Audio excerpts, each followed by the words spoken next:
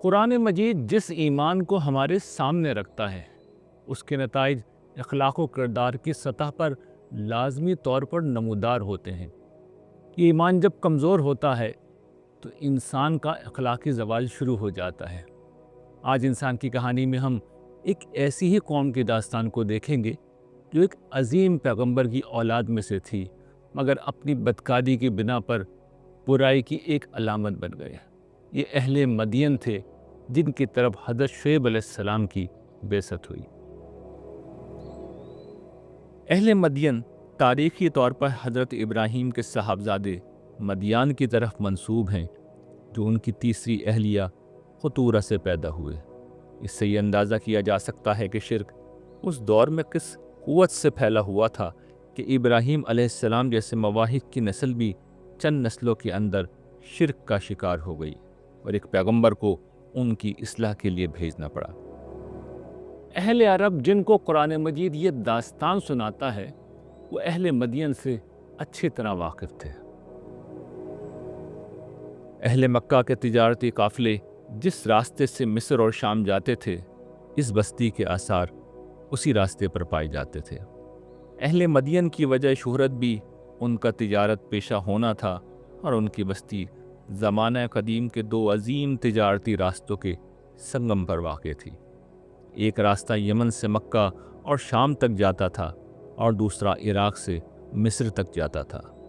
موجودہ سعودی عرب کے شمال مغربی حصے میں بحر احمر اور خلیج عقبہ کے کنارے پر جہاں یہ دونوں راستے ایک دوسرے سے ملتے تھے، وہیں ان کی بستی تھی۔ بستی کے قریب ایک جنگل کی بنا پر قرآن مجید میں ان کا نام بن والے یہ اصحاب الایکہ بھی آیا ہے۔ حضرت شعیب علیہ السلام کی قوم شرک کے ساتھ بڑے پیمانے پر ناپ تول میں کمی کی عادی تھی۔ یہ لوگ چونکہ ایک عظیم تجارتی راستے کے سنگم پر واقع تھے، اس لیے دور دراز سے قافلے ان کے پاس آتے تھے۔ بیشتر تاجر آگے سفر کی مشقت سے بچنے کے لیے آگے جانے کے بجائے یہیں اپنی اشیاء فروخت کرتے اور جن چیزوں کی ان کے ملکوں میں مانگ ہوتی ان کو خرید کر لوٹ جاتے تھے۔ یہ خرید و فروخت اکثر حالات میں اہل مدین کرتے تھے، جو وہ کچھ نہ کر کے بھی دونوں طرف سے منافع کماتے تھے۔ یہ ان پر اللہ کا خصوصی فضل تھا، اور ان سے مطلوب یہ تھا کہ وہ ابراہیم علیہ السلام کی اولاد ہونے کی بنا پر دنیا بھر سے آنے والے لوگوں میں توحید کا تعارف پھیلائیں اور اہل توحید کے اس اعلیٰ کردار کا نمونہ پیش کریں جس کی ہدایت اہل توحید کو کی جاتی ہے۔ مگر اس کے برعکس اہل مدین نے ایک طرف شرک کو اختیار کر لیا اور دوسری طرف ہوس زر کا شکار ہو کر وہ ناپ تول میں کمی کر کے اپنا منافع بڑھانے لگے۔ اپنے ظلم و زیادتی کی تلافی وہ اپنے بتوں کو نذرانے چڑھا کر دیتے تھے۔ یوں شرک اور بددیانتی کا مشترکہ کاروبار انہیں امیر سے امیر تر بنا رہا تھا۔ حضرت شعیب نے انہیں ان کے شرک اور بددیانتی دونوں پر متنبہ کیا، اور مدین کی طرف ان کے بھائی شعیب کو رسول بنا کر بھیجا۔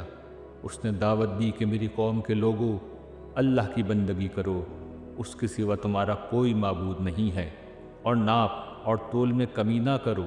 میں تمہیں خوشحال دیکھ رہا ہوں، مگر مجھے تم پر ایک ایسے دن کے عذاب کا اندیشہ ہے جو گھیرنے والا ہے۔ قوم چونکہ اولاد ابراہیم میں سے تھی، اس لیے نماز سے واقف تھی، مگر اس کے لیے نماز ایک الگ چیز تھی جس کے ساتھ شرک بھی کیا جا سکتا تھا اور مال حرام بھی کھایا جا سکتا تھا۔ چنانچہ انہوں نے حضرت شعیب علیہ السلام کو صاف جواب دے دیا۔ انہوں نے جواب دیا، اے شعیب، کیا تمہاری نماز تمہیں یہ سکھاتی ہے کہ ہم ان چیزوں کو چھوڑ دیں جنہیں ہمارے باپ دادا پوچھتے رہے، یا اپنے مال میں ہم اپنی مرضی کے مطابق تصرف نہ کریں؟ تمہاری نگاہ میں سب اگلے پچھلے بے وقوف اور گمراہ تھے، اور ہمارے اندر بس تم ہی ایک دانش مند اور راست باز آدمی رہ گئے ہو۔ اس کے ساتھ جو چند لوگ حضرت شعیب پر ایمان لائے، قوم نے ان کو ظلم و ستم کر کے ایمان سے روکنے اور شرک کی طرف پھیر لینے کی کوششیں شروع کر دیں۔ حضرت شعیب نے انہیں اس ظلم و ستم سے باز رکھنے کی کوشش کی، اللہ تعالیٰ کے احسانات یاد دلائے اور یہ بھی بتایا کہ وہ باز نہ آئے تو پچھلی قوموں کے انجام کو پہنچ جائیں گے۔ میری قوم کے لوگوں، میرے خلاف تمہاری ہٹ دھرمی کہیں یہ نوبت نہ پہنچا دے کہ تم پر بھی وہی آفت آ پڑے جو نوح کی قوم یا ہود کی قوم یا صالح کی قوم پر آ پڑی تھی، اور لوط کی قوم تو تم سے زیادہ دور بھی نہیں ہے۔ اور دیکھو، خیریت چاہتے ہو تو اپنے پروردگار سے معافی چاہو، پھر اس کی طرف پلٹ آؤ۔ حقیقت یہ ہے کہ میرا پروردگار نہایت مہربان اور بڑی محبت کرنے والا ہے۔ قوم نے سمجھنے کے بجائے انہیں قتل کرنے یا پھر بستی سے نکالنے کے منصوبے بنانا شروع کر دیے۔ نوبت جب یہاں تک آ گئی تو پھر اللہ تعالیٰ کا فیصلہ آ گیا۔ حضرت شعیب علیہ السلام اہل ایمان کے ساتھ یہ کہتے ہوئے ہجرت کر گئے۔ اس وقت شعیب یہ کہتا ہوا انہیں چھوڑ کر چل دیا کہ میری قوم کے لوگوں، میں نے اپنے پروردگار کے پیغامات تمہیں پہنچا دیے اور تمہاری خیر خواہی کا حق ادا کر دیا۔ اب میں ان لوگوں پر کیا افسوس کروں جو منکر ہو چکے ہیں۔ قوم سمود کی طرح ان پر بھی عذاب کے بادل سائبان بن کر چھا گئے۔ پھر ان بادلوں میں ایسی زوردار کڑک پیدا ہوئی کہ زمین بھی لرز اٹھی، تو جہاں تھا وہ اسی جگہ اوندے منہ گر کر ہلاک ہو گیا۔ آخر ایک سخت تھر تھراہٹ نے انہیں آ لیا اور وہ اپنے گھروں میں اوندے پڑے کے پڑے رہ گئے۔ عام طور پر یہ سمجھا جاتا ہے کہ مذہب کچھ رسوم و عبادات کا نام ہے جس کا انسان کے دنیوی معاملات سے کوئی گہرا تعلق نہیں۔ خدا کو ماننے کا مقصد صرف اتنا ہوتا ہے کہ مشکل میں کسی ہستی کو پکارا جا سکے۔ مادیت کی ریس میں اپنی غلط کاریوں پر کبھی احساس جرم ستائے یا روحانیت کی چھاؤں میں کچھ دیر سستانے کا دل چاہے تو انسان کچھ نظر، چڑھاووں، وظائف اور عبادات کا سہارا لے کر راحت پائے۔ جس مذہب میں بندوں کے حقوق پورے نہ کیے جائیں وہ خدا کا نازل کردہ مذہب نہیں ہوتا۔ انبیاء کے مذہب میں خدا کے ساتھ بندوں کے حقوق پورے کرنا ضروری ہے۔ اللہ تعالیٰ کے نبی جن تعلیمات کو لے کر انسانیت کے سامنے آتے ہیں، اس میں کوئی شک نہیں کہ ان کا بنیادی مقصد خدا کے معاملے میں انسانوں کے تصورات کو درست کرنا ہوتا ہے۔ مگر اس کے ساتھ حضرات انبیاء دو اور جہتوں سے بھی لوگوں کی اصلاح کو اپنی دعوت کی بنیاد بناتے ہیں۔ پہلی جہت مرد و عورت کا تعلق ہے جس کی اساس نکاح ہے۔ حضرات انبیاء نکاح کے علاوہ مرد و عورت کے درمیان ہر دوسرے تعلق کو نہ صرف فحش قرار دے کر اس سے روکتے ہیں بلکہ اس کے قریب لے جانے والی چیزیں بھی ناجائز قرار دے دیتے ہیں۔ اس حوالے سے ہم حضرت لوط کی داستان بیان کرتے ہوئے تفصیل سے گفتگو کر چکے ہیں۔ وہاں ہم نے دیکھا تھا کہ جب اس پہلو سے بگاڑ قومی سطح پر پہنچ جائے تو اس کی اصلاح انبیاء کی دعوت کی بنیاد بن جاتی ہے۔ دوسری جہت انسان کا دوسرے انسانوں کے ساتھ تعلق ہے۔ قرآن چاہتا ہے کہ یہ تعلق عدل و احسان کے اصولوں پر قائم ہو اور انسان ہر ظلم اور حق تلفی سے خود کو روکے۔ قوم شعیب کی داستان اسی دوسرے پہلو کو ہمارے سامنے لاتی ہے۔ انہوں نے نہ صرف اپنی قوم کو ایک اللہ کی عبادت کی طرف بلایا بلکہ یہ بھی سمجھایا کہ ناپ تول میں ڈنڈی نہ مارو۔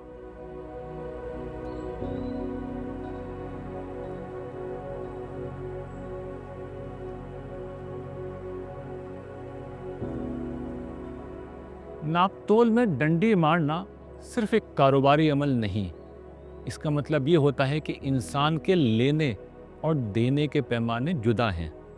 انسان اپنے لیے جو کبھی نہیں چاہتا وہ دوسروں کے ساتھ کرتا ہے۔ ایسے لوگ زندگی کے ہر شعبے میں عدل کے بجائے ظلم کرتے ہیں۔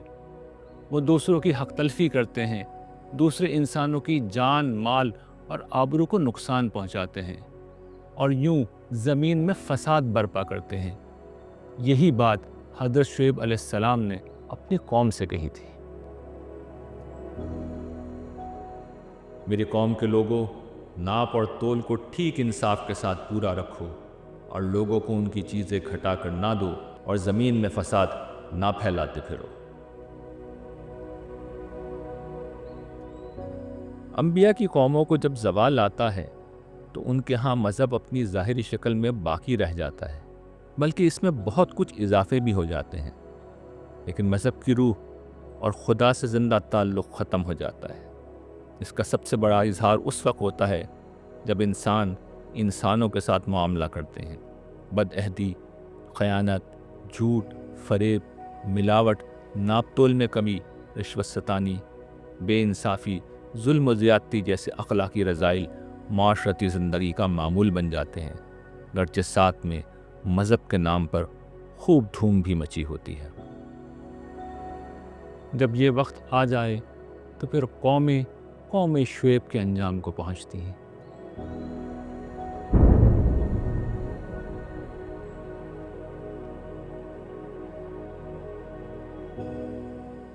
انسان کی کہانی اب ایک انتہائی اہم اور دلچسپ مرحلے میں داخل ہو رہی ہے۔ یہ مرحلہ ایک ایسے پیغمبر کی دعوت کا ہے جس کا ذکر قرآن مجید نے سب سے زیادہ کیا ہے۔ انسان کی کہانی کی اگلی قسط میں ہم اسی عظیم پیغمبر کی داستان سنیں گے۔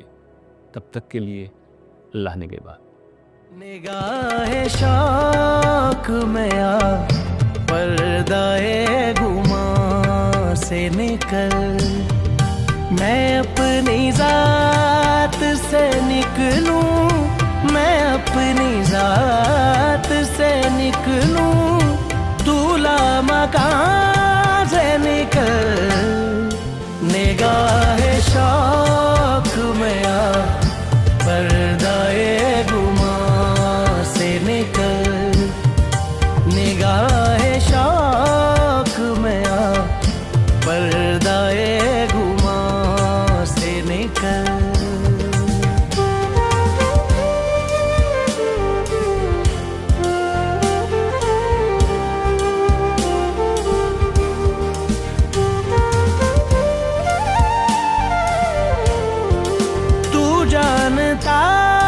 ہے میری پستیوں کو پھر بھی کبھی، تو جانتا ہے میری پستیوں کو پھر بھی کبھی، میری زمین پہ اتر، اپنے آسمان سے نکل، میری زمین پہ اتر، اپنے آسمان سے نکل۔